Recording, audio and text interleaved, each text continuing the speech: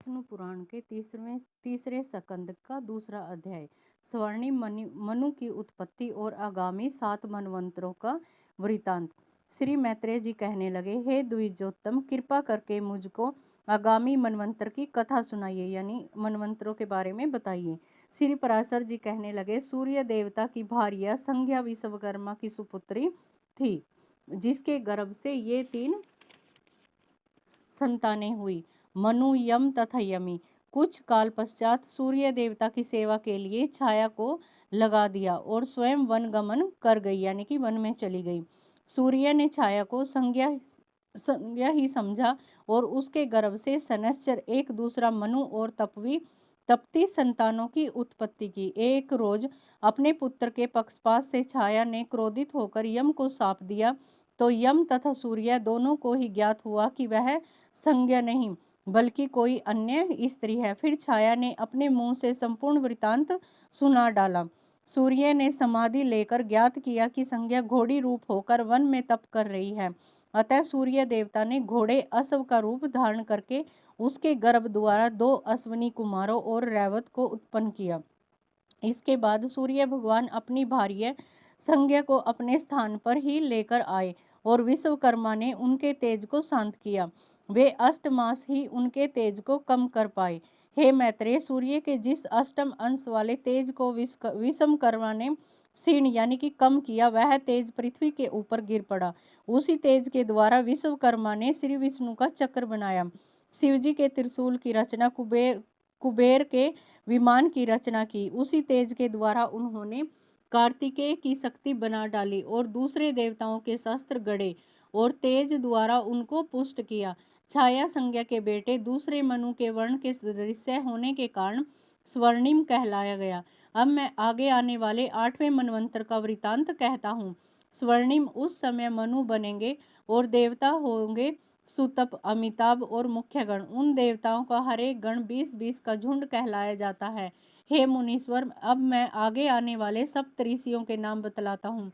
दीप्तिमान, गालव, राम, कृप, अश्वत्थामा, द्रोण के बेटे तथा मेरे सुपुत्र व्यास जी, ऋषभ, श्रृंग और पाताल लोक के निवासी विरोचन के सुपुत्र बलि, तत्कालीन इंद्र तथा स्वर्णिम मनु के बेटे विराज, अवीरमान तथा निर्भोक राजा बनेंगे। नरवे मनु, दक्ष, स्वर्णिम बनेंगे। तीनों देव वर्ग बनेंगे, पार, मरीचि, गर्भ तथा सुधर्मा।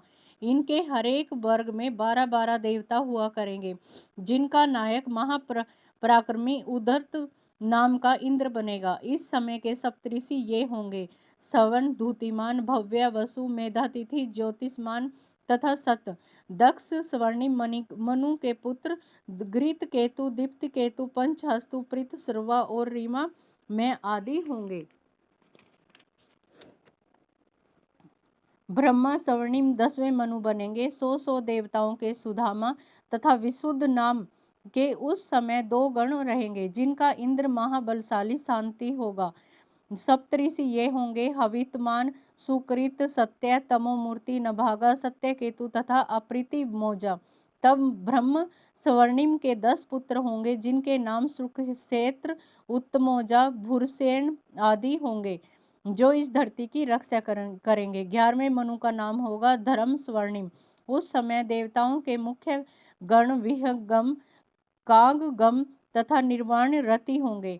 इनमें से हर एक के 30-30 देवता होंगे तथा इंद्र होगा वृष सप्तऋषि से होंगे: निस्वार, विपस्मान, अग्नि, तेजा, गृणी, हविष्मान, आरुणि तथा अनग। धर्म स्वर्णिम के पुत्र राजाधिकारी सवत्रग, देवानिक, सुधर्मा आदि रहेंगे। 12वां मनु रुद्रपुत्र स्वर्णिम रहेगा। उनके पुत्र देवमान, उपदेव, देवश्रेष्ठ आदि सम्राट होंगे। उस समय का इंद्र ऋतुधामा होगा। 10-10 देवताओं के 5-5 गण होंगे: हरित, रोहित, सुमन, सुराप, सुकर्मा। 7 ऋषि ये होंगे: तपस्वी, तपोमूर्ति, सुतमा, तपोध्रुति, तपोध्रुम, तरो, तपोरति तथा तपोधम। रुचि नाम 13वां मनु बनेगा, जिनके पुत्र चित्रसेन, विचित्र आदि राजा होंगे। देवगण सुतर्मा, सुकर्मा तथा सुधर्मा रहेंगे, जो अपने 33-35 देवता रहेंगे। उनका इंद्र महाबलशाली दिव्य संपत्ति रहेगा। उनके तत्कालीन सप्तऋषि ये होंगे: तप्तदर्शी, निर्मेह, कंप्य, धृतिमान, निरुस्तक, सुतपा तथा अव्यय। 14वां मनु भौम बनेगा। उसके पुत्र उरु तथा गंभीर बुद्धि होंगे, जो राजा बनकर पृथ्वी को पालेंगे। उस समय का इंद्र सूची होगा तथा चाक्षुक, कनिष्ठ, पवित्र, वाचनबंध, भजन, 5 देवगण सूची, अग्निबाहु, मागध, शुक्र, जीत, युक्त तथा अग्निंद। हर चतुर्युग के आखिर में वेद लोप हो जाया करते हैं। तब स्वर्गलोक से पृथ्वी पर अवतार लेकर सप्तऋषि ही वेदों का प्रचार करते हैं। हर एक सत्य के आरंभ में मानव धर्म मर्यादा रखने में प्रयोजन के हेतु मनु का मनवंतर के अंतर्गत आखिर में तत्कालीन देवता यज्ञ भोगों का भोग करते हैं और मनु के बेटे हुआ करते हैं तथा उनके कुल के व्यक्ति धरती का पालन पोषण किया करते हैं। इस तरह प्रत्येक मनवंतर के अधिकारी मनु, सप्तऋषि, देवता, इंद्र और मनुपुत्र राजा हुआ करते हैं। उपरोक्त कहे गए 14 मनवंतरों के व्यतीत होने पर 1000 युग स्थित वाले कल्पों की समाप्ति होती है। उपरांत इतनी ही कल्प की रीति हुआ करती है। तब प्रलयकालीन जल ब्रह्मा का रूप धारण करने वाले श्री विष्णु भगवान शेष शैया पर शयन करते हैं। फिर जनार्दन सप्तश्लोकी त्रिलोकी का ग्रास कर जाते हैं और अपनी माया में स्थित हो जाते हैं। प्रलय रात्रि के आखिर में हर एक कल्प के आरंभ में विष्णु भगवान जागते हैं और रजोगुण द्वारा सृष्टि रचते हैं। विष्णु भगवान के सात्विक अंश ही मनु, इंद्र, देवता, सप्तऋषि, मनुपुत्र जो राजा बनकर पृथ्वी का पोषण करते हैं। हे मैत्रेय, विष्णु भगवान चारों युगों में किस प्रकार व्यवस्था किया करते हैं, अब तुमको उसका वृतांत कहता हूँ, ध्यानपूर्वक सुनो। वे विष्णु भगवान सतयुग के कपिल आदि का रूप रखकर परम ज्ञान उपदेश करते हैं। त्रेता युग में वे चक्रवर्ती होकर दुष्टों का नाश करके त्रिलोक्य की रक्षा करते हैं। द्वापर युग में विष्णु भगवान वेद व्यास बनकर एक वेद को चारों भागों में विभाजित करते हैं और इसके पश्चात उसको शाखाओं में विभक्त करके उसका विस्तार कर डालते हैं। इस तरह द्वापर युग में वेदों का विस्तार करके आखिर में विष्णु भगवान कल्कि का रूप धारण करते हैं और दुराचार में प्रवृत्त लोगों का संहार पर लाते हैं।